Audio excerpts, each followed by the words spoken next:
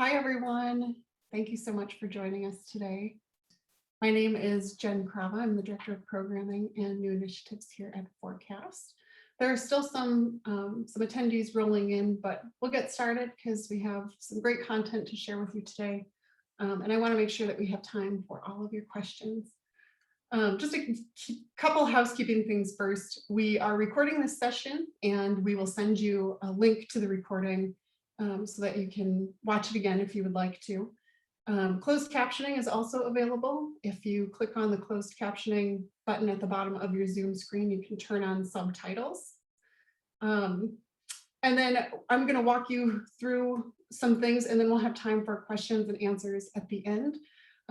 But please, as we're going through, if you have any questions, please throw them in the Q&A box and I'll make sure that we address them at the end of the presentation. So thanks again.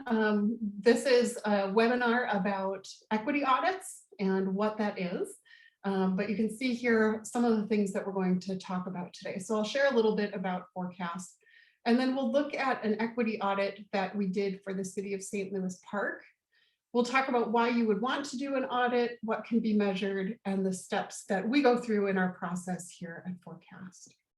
So a little bit about Forecast. We are a nonprofit arts organization that's based in St. Paul, Minnesota, on land that rightfully belongs to the Dakota people. We are a public art and creative placemaking consulting team, and we've trained a lot of artists in the past 40 years that we have been around. And we also work on about 30 projects at any given time with a variety of partners. And we really focus on pairing artists with projects in the public realm. When we started in 1978, we were started by artists who were really interested in working more in public spaces. And so we continue to help foster that today. We do three main things. First, we connect people with public artists through equitable processes while developing and providing resources for the artists. And we really emphasize Black, Indigenous, and artists of color in our processes. We provide assistance to clients through the entire commissioning and curation process for public art. Public and private partners come to us looking for an artist, and we design and facilitate calls and selection processes.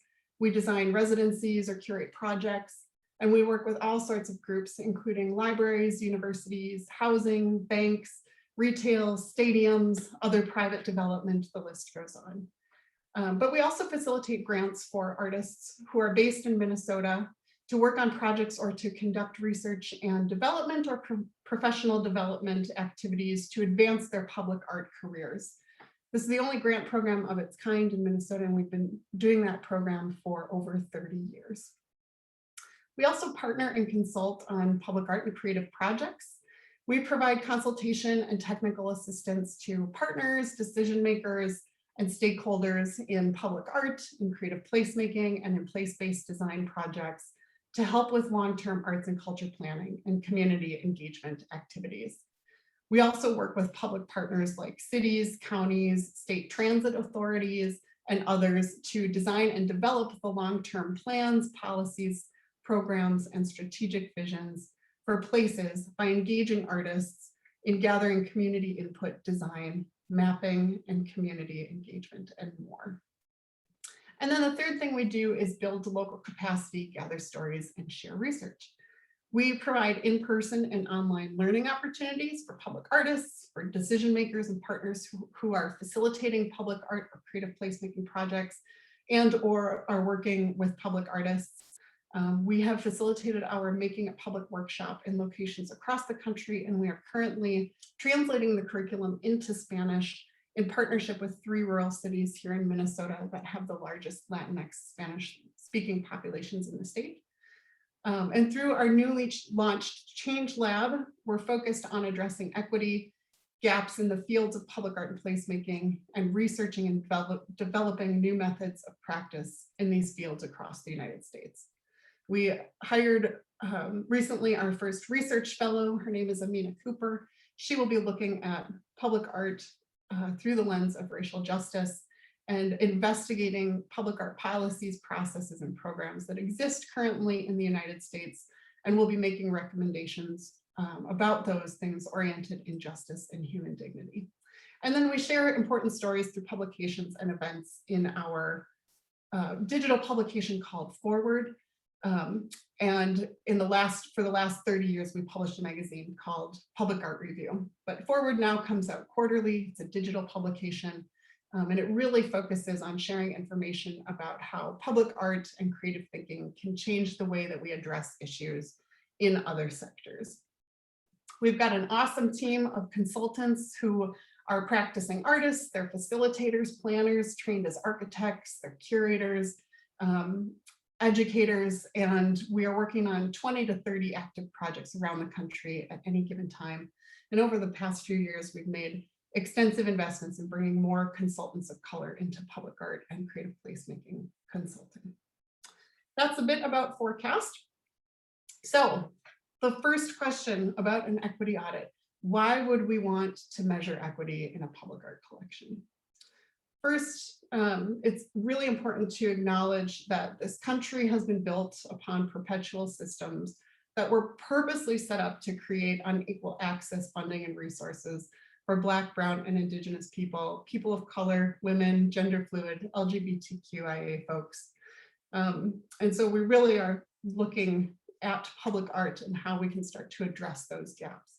We're also at a crucial time of reckoning with justice in our country, and it's really important that we understand what all of the contributing factors are. Many public art policies and programs started in the 1950s and 60s, and they require a really specific type of public art that does not capture or reflect the type of creativity that comes from a broad range of cultures across the country. If we look at this definition from Americans for the Arts, we can see that it's a framework by which we consider the measure of equity. So I'm just going to read this. Cultural equity embodies the values, policies, and practices that ensure that all people, including but not limited to those who have been historically underrepresented based on race, ethnicity, age, disability, sexual orientation, gender identity, socioeconomic status, geography, citizenship status, or religion, are represented in the development of arts policy, the support of artists, the nurturing of accessible, thriving opportunities for expression, and the fair distribution of resources. We know that arts, culture, and community-engaged design activities can help shape more livable, equitable, and resilient places. And when art is embedded in place-based community development, it can contribute to community well-being, improve cultural and economic health in urban and rural environments, and emphasize existing community assets. We also know that public art is not ancillary, right? It's not just a product or an outcome, but rather it's a vehicle that can help meet the larger goals of a community. It's a process that helps encourage civic dialogue and participation. And if community members can see themselves in the public art in their community, it can create a sense of belonging and encourage participation in civic processes. So what is an equity audit? There might be a perception that an audit can be scary, or that it's a process where someone is trying to find all of the bad things that you're doing so that they can call you out on it, but that's not how we think about it at all. It's really a review of the program, processes, and procedures that are being used to find opportunities for equity. And it's a way to set a baseline so that you can measure your progress year over year and see how far you're moving to fill those equity gaps. What can be measured for equity in public art? Well, we can look at the artists who are being commissioned, as well as who's making decisions. We can look at the type of artwork itself, where it's located, and the processes used to implement it. But let's start with the who. So there are several things that can be considered here. We can look at both the artists who have been commissioned for projects, as well as those who have applied. Additionally, we can look at who makes up a selection committee and who's making decisions around public art. This is a diagram that we created for the City of St. Louis Park after looking at, excuse me, after looking at the pieces that exist in their collection. And some questions that we considered when we did this were: who's being commissioned to create public artworks? Are the artists commissioned diverse in race, age, gender, career status, socioeconomic background? Are the artists commissioned representative of the community in various contexts, if we think about past, present, and future? How does the collection's demographic information compare to the broader state of Minnesota? Where are the artists receiving commissions located? Are they in the community? Are they based in the state or the region, or are they national artists? Possibly even international artists. What are the budgets of the projects that are being commissioned? What's the career level that the artists are at? And what's the level of their ability? Collecting and gathering this data is important, and then layering it all on top of each other helps make the connections between the information, right? So again, this graph layers the artwork budgets, gender, race, and then aligns them with the year of the commission. So we can see here that there's a good number of female identifying artists in the collection in St. Louis Park. We can also see that the first BIPOC artist was commissioned in 2012, and another BIPOC artist was not commissioned again until 2020. And we can also see that budgets trend slightly higher for male identifying artists. So even just layering those pieces of information, we already have a much more robust view of what the collection is really all about in regards to the artists and who's getting commissions. So now let's look at the what. What forms of artwork are supported and pursued? Some questions that we think about when we're thinking about the what is, do the artworks that are supported represent a range of cultural origins and practices? What is the subject matter that the artwork explores? And does it investigate issues or experiences that represent some communities more than others? Is anyone privileged or excluded from the artwork? Public art can be so much more than a sculpture, and we know that creating a static object takes a very certain set of skills. Access to these skills through education, mentorship, and funding has not been equal for all artists, so just focusing on one form of public art can exclude a wide range of artists. What we found in St. Louis Park is that the subject matter of most of the public artworks is generally accessible. It's pretty non-specific and representative of all people, but that means that it assumes a general broad identity of St. Louis Park residents rather than cultural specificity of any group. The subject matter of the artwork leans toward abstract metaphor, nature, or material and interactivity. So what's the where in a public art equity audit? Some questions to think about regarding location. Where are the artworks situated? That's the first. Are they placed in locations where people of all economic levels benefit from public art? Are there areas of lower income that are afforded public art amenities as equally as higher income areas? Are artworks placed in areas in which all people will feel comfortable or safe to engage with the work? So here you can see we laid public art placements of pieces that already exist in the collection over median income in the city to understand the distribution and where public art is saturated and where there are public art deserts. So this can help determine siting for upcoming artworks and how you might phase artworks in over the next few years, what locations you might focus on, so that when you're planning out the next 5 or 10 years, you've got a good idea of where you might be placing the artwork. So the how really gets to the processes and procedures that are used to commission artworks. Some questions to think about: who's at the table in decision making? This can include everything from communications and outreach about the project, to creation of the selection panel, to how the selection is made. So, excuse me, bylaws for commissions and how long someone can actually hold a position on a commission. Another question: what's the process by which you're selecting artists? Is there opportunity for public input?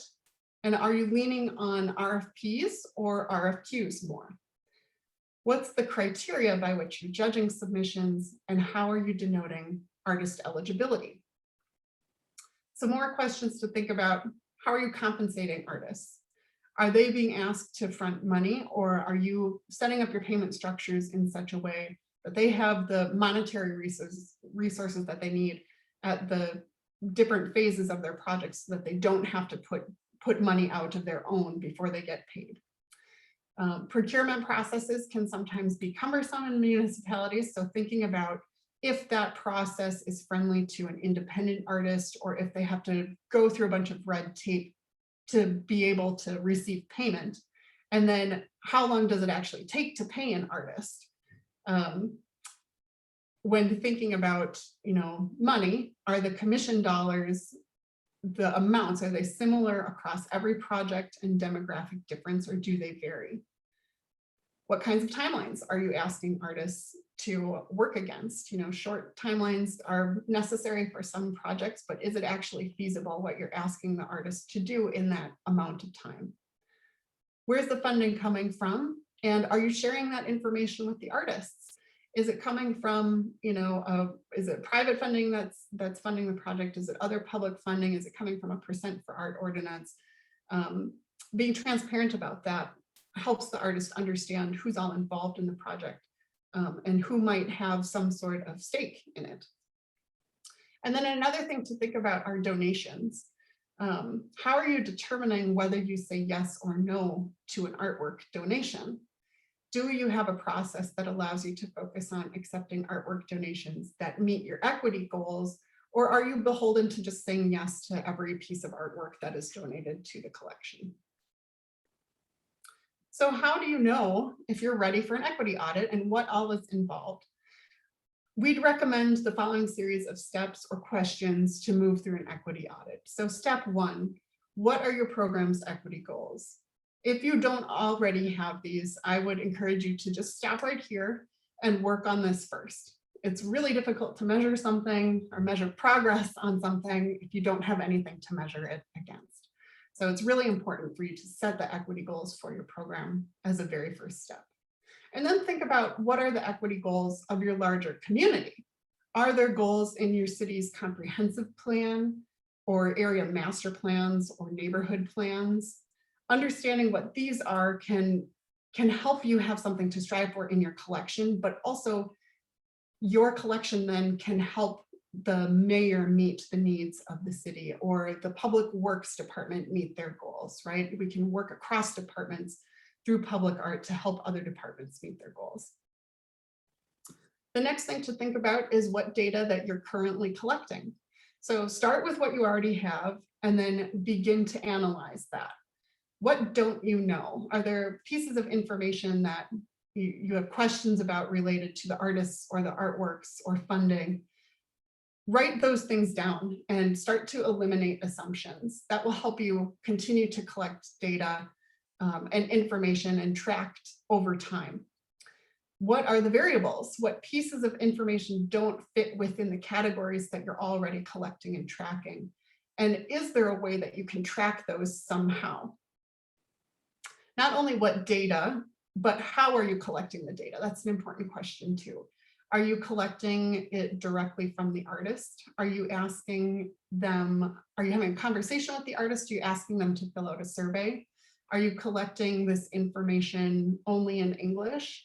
Are you relying on digital methods of collecting data that not everyone might have access to? Really thinking about how you're collecting that data, and how you're using systems through your processes will help you understand where some gaps might be as well.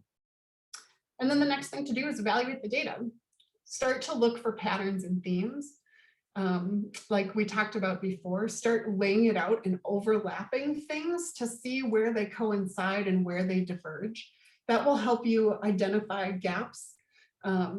And also it will help you see where you're doing things in a really great way, so that you know you can continue doing them that way, and that there might be other places for you to focus in your equity goals. As you're identifying gaps, write them out, put them down so that you have a really clear sense what the gaps are, and that will then help you create steps to address the gaps, right? Be really clear about what the gaps are and what you're trying to address. The next step then is to make changes based on those gaps, right?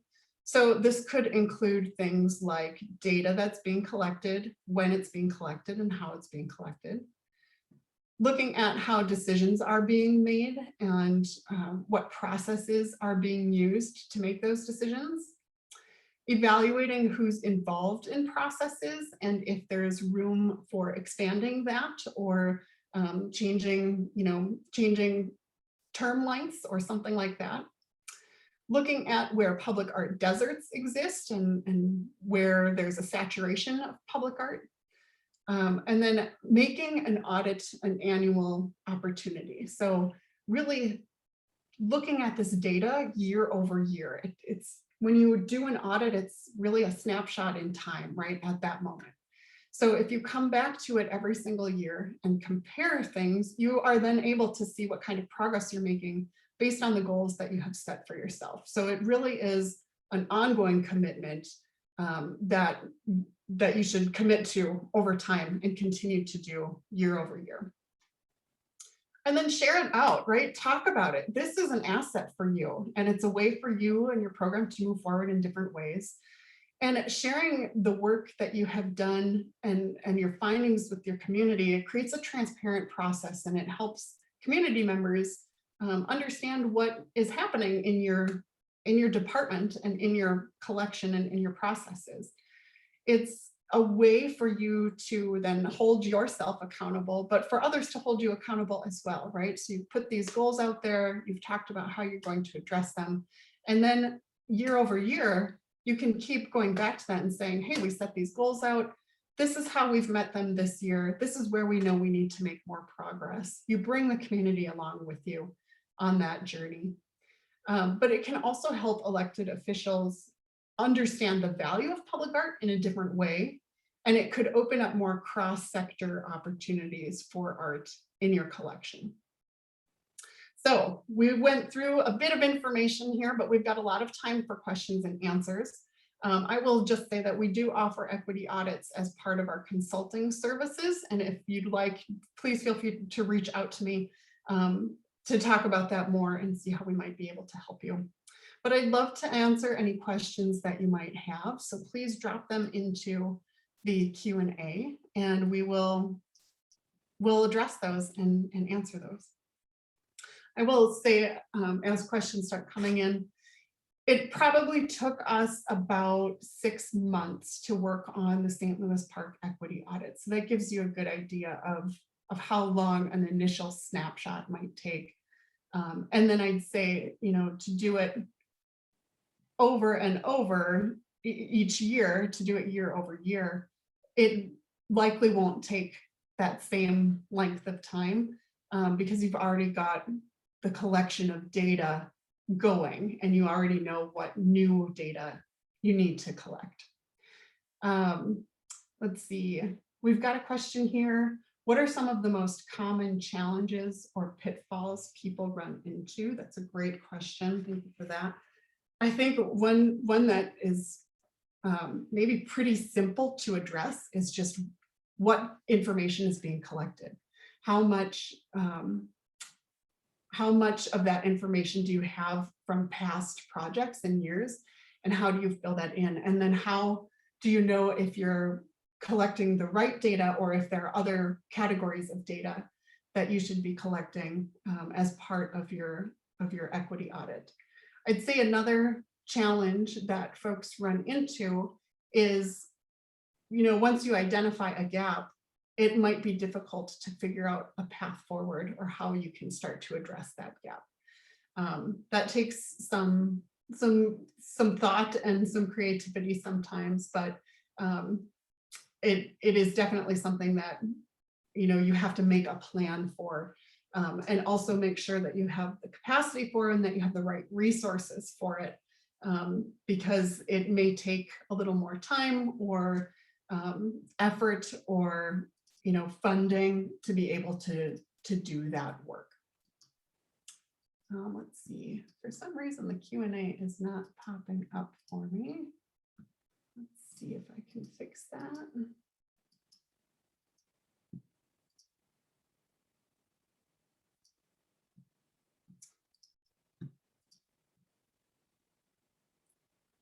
Let's see.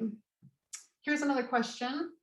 If you did an artist survey as part of your audit, can you share examples of how you asked the questions? Oh, that's a good question. We actually did not do an artist survey as part of the audit that we did for St. Louis Park. But I think that you could, it would really depend on what information you've already collected and what you haven't. Some of the information that had not been collected in St. Louis Park was related to demographics, but also career status. And so thinking about questions that ask folks how they identify in career status, in race, in age, and letting them know when you put that survey out that these are optional and that you're doing this as part of this larger equity audit initiative that you're doing, so that they understand why you're asking for this information, and that it's not just coming from out of nowhere. But then hopefully, they will be interested in providing that to you because they see that you're working on filling in some gaps in your processes, in your collection and program. I know that there are some folks in Texas who did an equity audit as well, and they might have done a survey. I can find that information and share that link when we send out the recording as well, so that you can see that as well. Here's another question. Thinking about a place to start, what are the top 3 to 4 questions you should ask about equity in our public art projects? Like location, accessibility, representation of artists from varied backgrounds, etc. I'm trying to think of the best places to at least start to address this. Yeah, that's a great question. Sometimes starting is the hardest thing.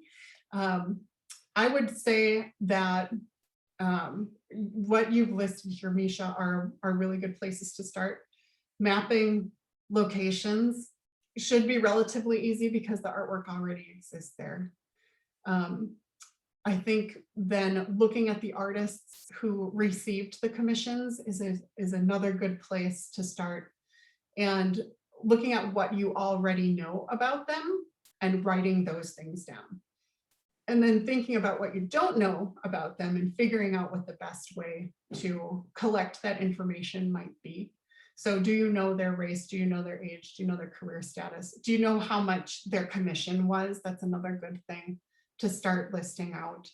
And I've actually got a sort of sample spreadsheet list of headers of information that we suggested that St. Louis Park start collecting. I can share that with you as well, so that you can just see what some of the categories are that were that they were already collecting, but also what we recommended that they collect. And one of the suggestions that we made to them, which feels like a really simple thing, and it actually can be a pretty simple thing, is just changing the headers on your spreadsheet where you're holding the data, right? And just then anytime you look at that spreadsheet, you can see where the gaps are in the information that you haven't collected, so that you know to collect it moving forward. But then you can also go back to past projects and start collecting that too. But yeah, Misha, I'll totally share that out when we send this out. Thank you for that. What else are folks thinking about? I'm curious if anyone has started to do any of this work and what that looks like. I can't see the Q&A, but my colleague Jen is on here with me, and she's pulling stuff from the Q&A to share with me. So keep those questions coming. Here's another question. How might sources of funding be an equity concern? That's a great question. If you think about, we think about public art in a broad way. We think about it as artwork that is publicly accessible, whether it's on public or private land, or whether it's publicly or privately funded. Sometimes when funding comes from private funders, there are really specific things that they require along with that money. And sometimes those things may not totally align with goals around what kinds of artwork you are commissioning, which could lead itself to the artists that you're able to commission to do those artworks.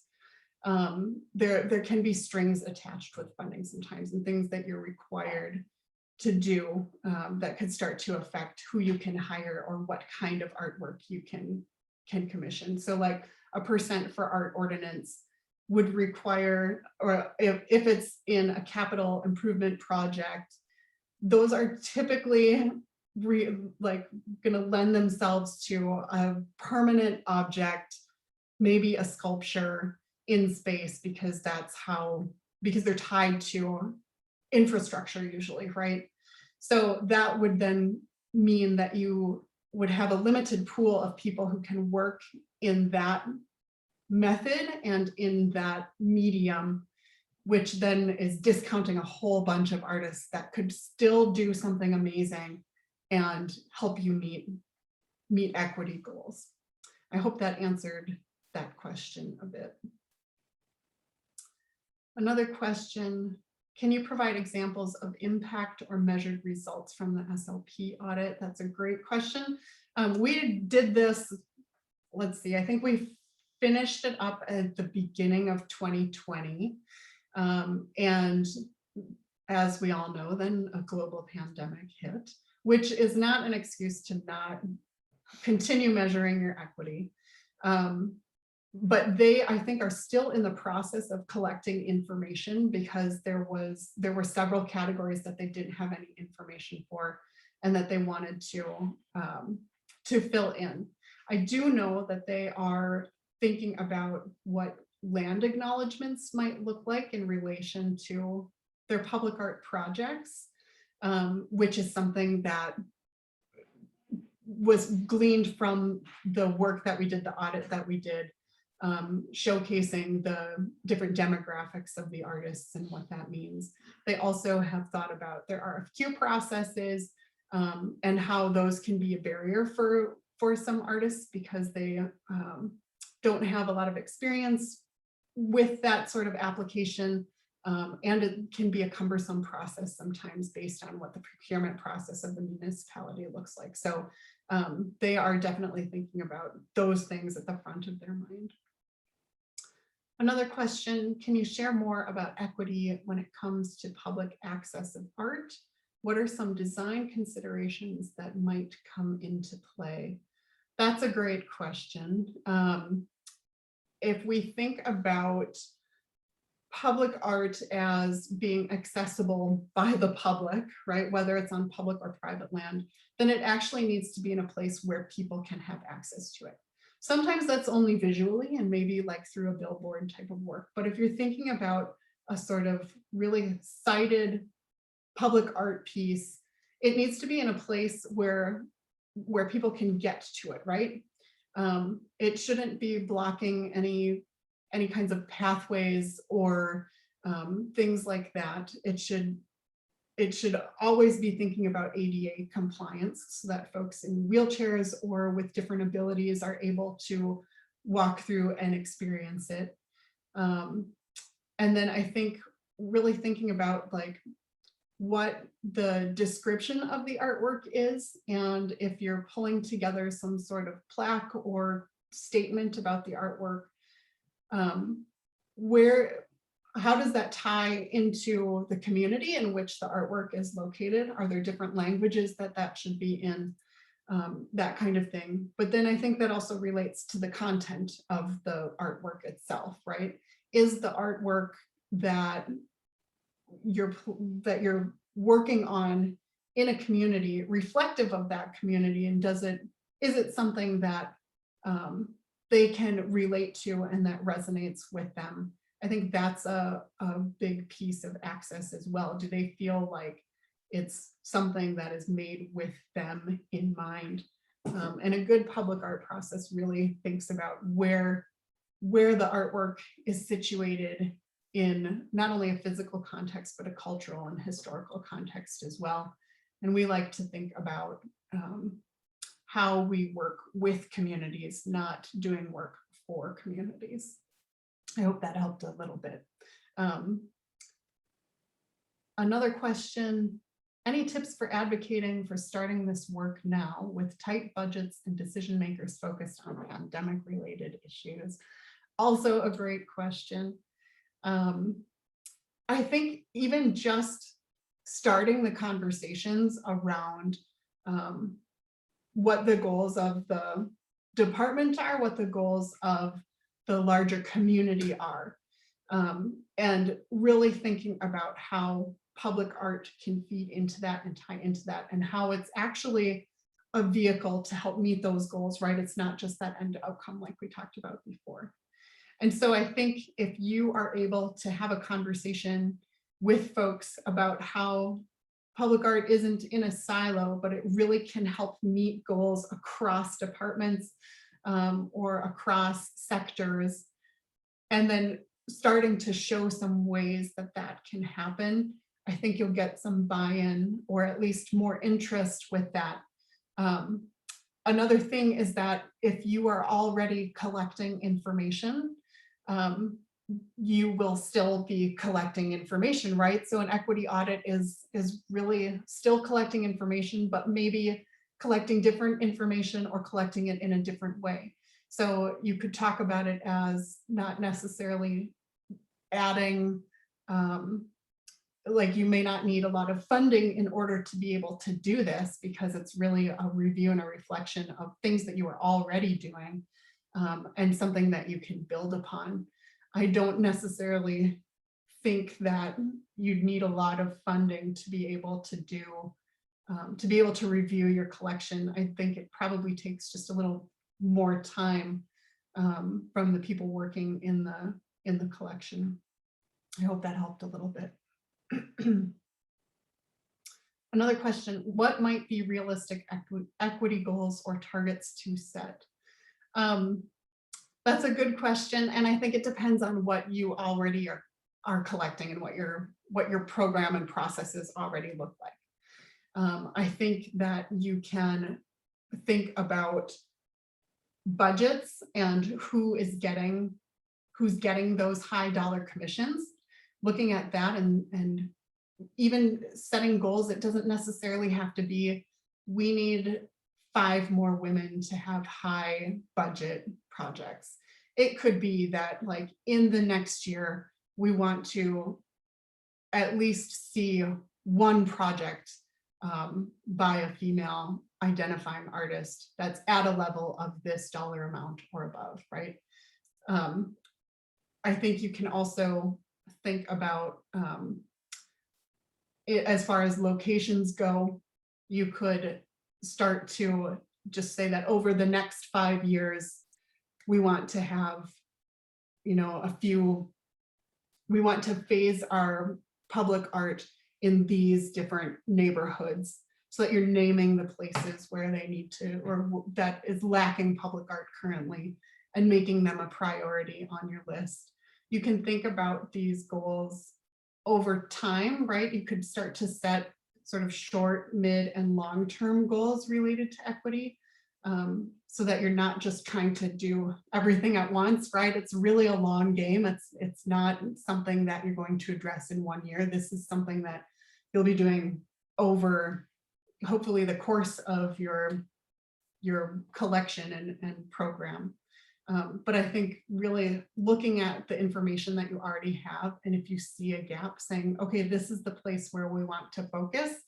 What can we do, and what feels reasonable for us with our capacity and the projects that we know are coming up to be able to address? And then how do the processes that we utilize to build those projects, how do those need to be tweaked a little bit in order for us to be able to reach our goal? I think if you think about it that way, it's maybe a little bit more, it's a little bit easier to chew on. You don't have to do everything all at one time.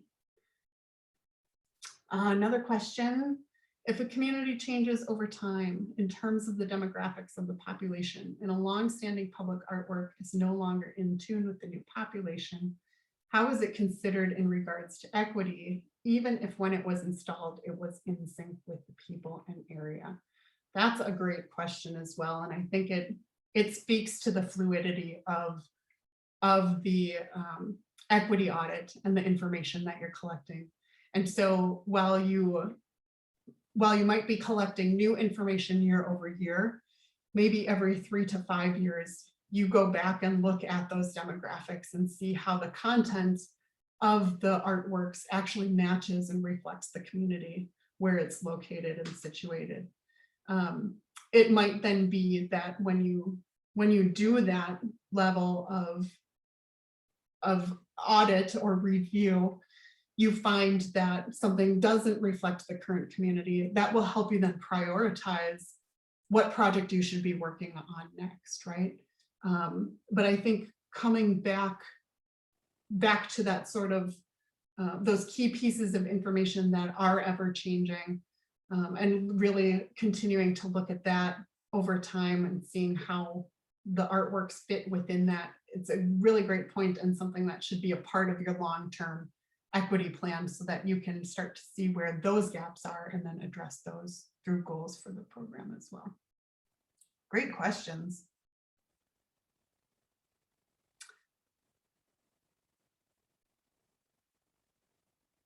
Any surprises in the St. Louis Park audit that you can share? Yeah, that's another great question. I think really this, let me go back to this. This told us so much. It was really a great tool. And I was honestly surprised by the number of female identifying artists who have been commissioned to do projects in St. Louis Park. You know, all these green ones are female identifying, and that definitely surprised me.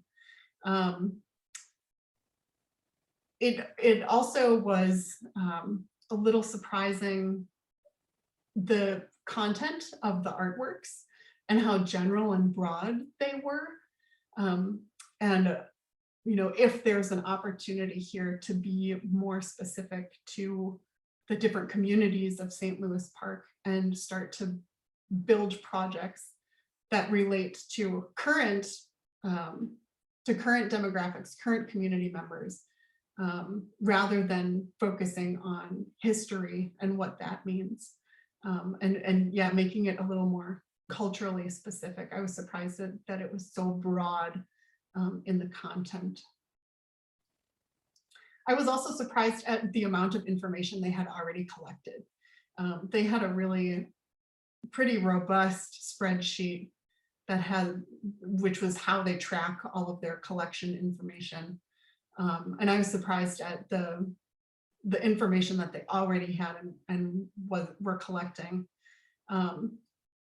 Something else that surprised me, and then I'll move on to the next question, was that they actually did not track their temporary projects in the same way that they were tracking their permanent projects. And so that could give us, you know, if they start tracking those temporary projects, which they have several of, that could start to like unfold this diagram even more, right? Like seeing where the gaps become even more prominent and what that looks like based on who the artists are that are getting those temporary projects versus who's getting permanent projects, what the budgets of those temporary projects are. So we made the recommendation to start tracking those temporary projects as well, because it'll just give them a more rounded idea of what their full collection looks like. Can you share examples of how selection criteria for both artist and the design of the art has or might changed based upon an equity audit? Can you share examples of how selection criteria? Yes. One thing that I have seen folks do is take off some of the requirements as far as eligibility of an artist. So a lot of times we'll see an RFQ that says, in order to be eligible for this, you have to have worked on 2 projects of a similar scope and scale over the last 5 years, like something to that effect. But that already is then eliminating a whole slew of artists that could still do really great work and meet the goals of your project, but they haven't had that opportunity before, right? Sometimes public art projects can be, I don't know if it's like not a chicken egg thing, but how do you get a project if you don't have the body of work? And how do you have a body of work if you haven't done projects?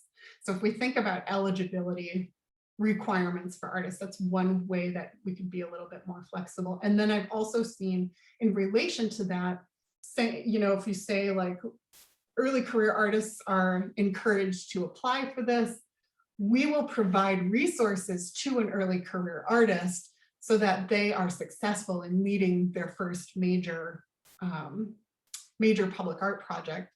We actually have done that with a few different projects, and we've hired mentors, so later career artists, as mentors on the project that the early career lead artists would have access to, so that they're not out there trying to figure things out on their own, but they have not only us as a resource, but this more mid to late career artist to help them work through things that they maybe, you know, don't know how to resolve or where to go for information.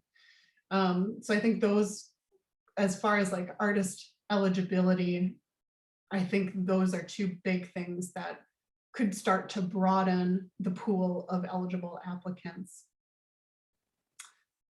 Was there another question?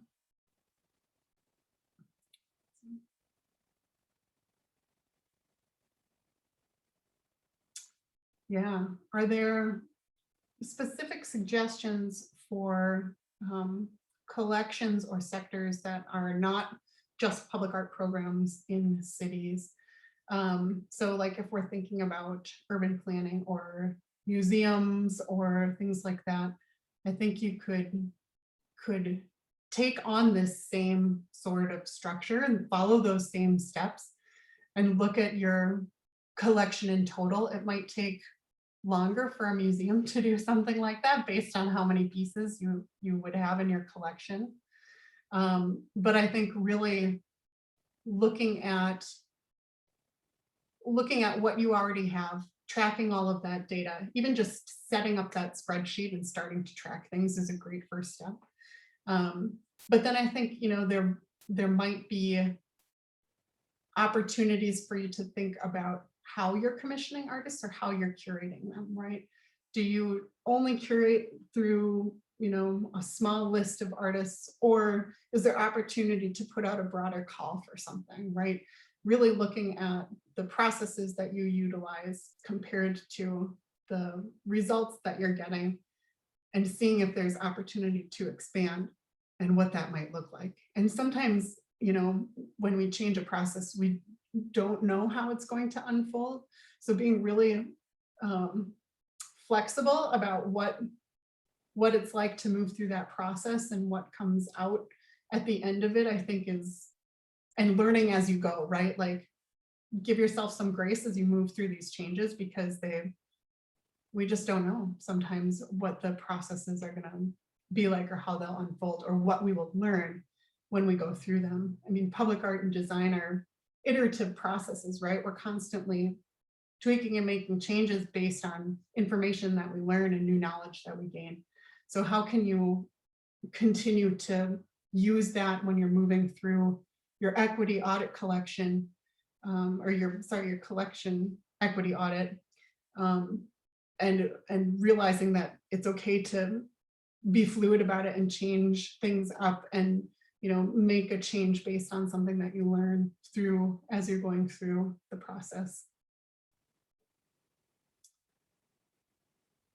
Another question, is there some part of the process that stands out that Forecast learned about performing these audits after performing one? Is there some part of the process that stands out? One thing that stands out for me is what information someone is already collecting and how much it varies from place to place. That there isn't really a standardized piece for that, which is okay. I know, you know, but there's a different level of data collection and gathering in different places. And so there's that. And then there are, you know, based on information that is or is not collected, there are a lot of assumptions that could be made. And so really sitting down to write out those assumptions, I've been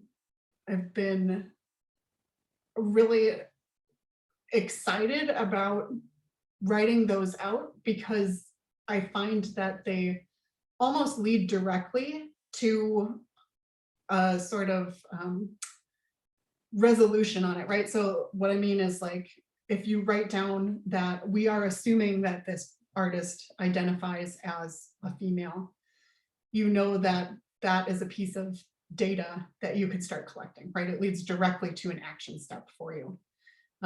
So writing those assumptions out for me really stands out because they're leading directly to those action points. I think we've probably got time for one or two more questions if there's other questions that folks would like. I can share this presentation. Well, you'll have the presentation through the recording of the webinar. But if there are things that, you know, you think of after this, please feel free to send me an email or give me a call. I'm totally happy to talk about, you know, our process and what this looks like, or even to hear a bit about what your specific situation is and talk through that too. So please reach out. I love hearing about what's going on in the field and talking with folks who are doing the work.